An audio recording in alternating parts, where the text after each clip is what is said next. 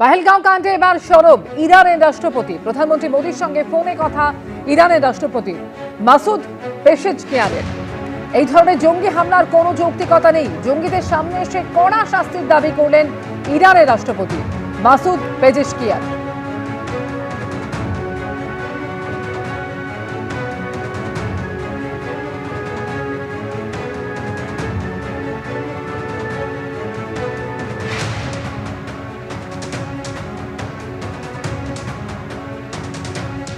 পহেলগাঁও হামলার পর ফের জম্মু কাশ্মীরকে অশান্ত করার চেষ্টা পাকিস্তানের। পরপর দুদিন নিয়ন্ত্রণ রেখা বরাবর গুলি বর্ষণ করল পাক সেনা। শনিবার মধ্যরাত উত্তর কাশ্মীরের রামপুর সেক্টরে গোলাগুলি হয়। তুতমার গলির কাছে বিনা প্ররোচনায় পাকিস্তানের দিক থেকে শুরু হয় গোলাগুলি। পাল্টা জবাব দেয় ভারতীয় সেনাবাহিনীও। শুক্রবার রাতেও নিয়ন্ত্রণ রেখা বরাবর গুলি বর্ষণ করে পাক সেনা।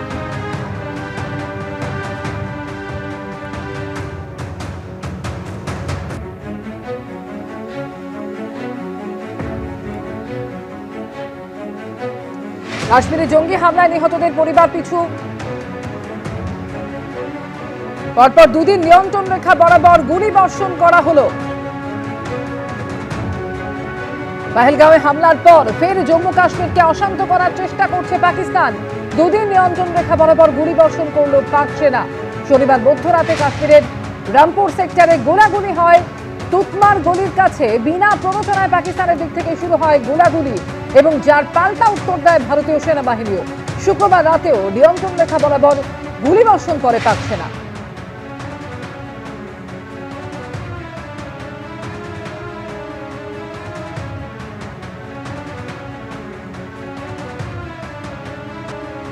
কাশ্মীরে জঙ্গি হামলায় নিহতদের পরিবার পিছু 10 লক্ষ টাকা আর্থিক সাহায্য ঘোষণা করলেন মমতা বন্দ্যোপাধ্যায়। বৈষ্ণবঘাটার বাসিন্দা নিহত বিতান অধিকারীর বয়স্ক মা বাবাকে 10,000 টাকা করে পেনশন ও নিহত প্যারা কমান্ডো ঝন্টু আলী শেখের স্ত্রীকে চাকরির আশ্বাস দিয়েছেন মমতা বন্দ্যোপাধ্যায়।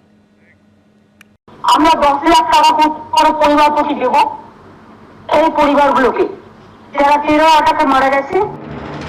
পহেলগাঁওয়ে ভয়ঙ্কর জঙ্গি হামলায় নিহত বাংলার 3 পর্যটক এবং উধামপুরে জঙ্গি দমন অভিযানে গিয়ে নিহত প্যারা কমান্ডো ঝন্টু আলী শেখের পরিবার পিছু 10 লক্ষ টাকা করে আর্থিক সাহায্য ঘোষণা করলেন মুখ্যমন্ত্রী।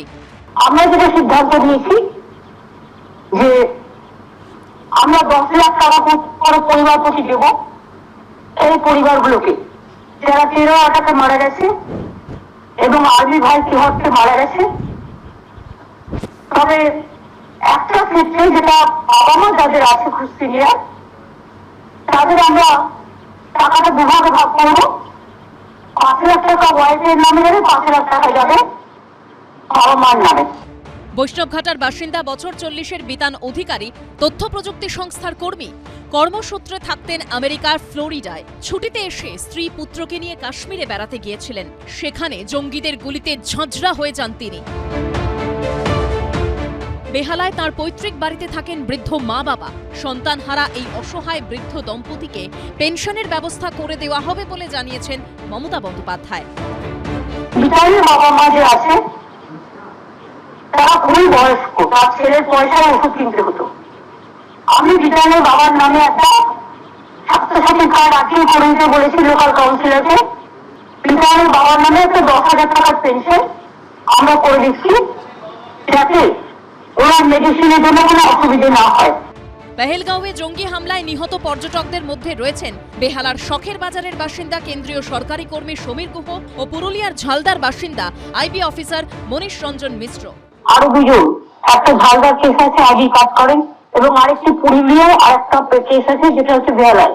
এবং তারাও যদি চাকরি কেউ করতে চায় তার পরিবারে আমাদের বললে নিশ্চয়ই আমরা সাহায্য করবো। এদের পাশে সবাই থাকবেন, এটা স্বাভাবিক। পশ্চিমবাংলার সরকার করবে, এর মধ্যে নতুনত্ব কিছু নেই। কিন্তু এই দুর্ভাগ্যজনক ঘটনা কেন ঘটছে এইটার ব্যাপারে যেন সবার চোখ কান খোলা থাকে। দেশ বিপদে পড়ছে, রাজ্য সতর্ক না থাকলে মুশকিল হবে। উধামপুরের সেনা জঙ্গি সংঘর্ষে নিহত হয়েছেন ভারতীয় সেনাবাহিনীর স্পেশাল फोर्सेर कमांडो झंटू आली शेख।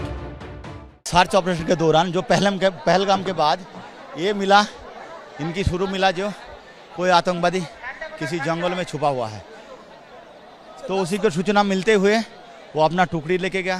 भाई उनका सेक्शन कमांडर था, तो भाई ने सबसे लीड कर रहा था वो, पहाड़ों में छुपा था और पहाड़ से पीछे से वार किया।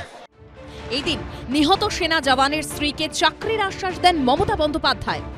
বিভাগের স্ত্রীর সাথে একজনের কথা হয়েছে, তাকে আমরা একটা চাকরি করে দেবো আইন অনুযায়ী, special as a special case. এবং তার বাচ্চা দুটো আর্মি স্কুলে পড়তো, ওরা এখানেই থাকবে, আমরা অন্য ভালো স্কুল দেখে সেখানে বাচ্চাগুলো পড়াশোনার ব্যবস্থা করতে পারি।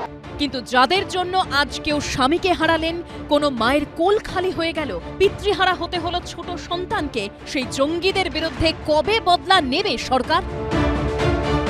শিবাশিস মৌলিক, রুমা পাল ও প্রদ্যোৎ সরকারের রিপোর্ট, এবিপি আনন্দ।